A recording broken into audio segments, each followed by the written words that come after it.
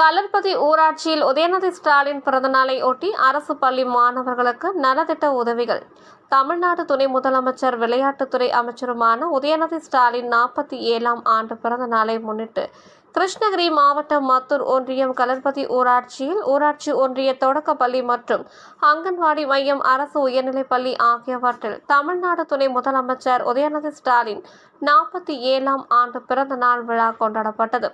இந்நிகழ்ச்சியில் மத்தூர் திமுக ஒன்றிய செயலாளர் குணா வசந்த அரசு நிலை தலைமையில் பள்ளி மாணவர்களுக்கு பென்சில், பேனா, நோட்டு, புத்தகங்கள், பாய்கள், இனிப்பு ஆகியவற்றை வழங்கினார்.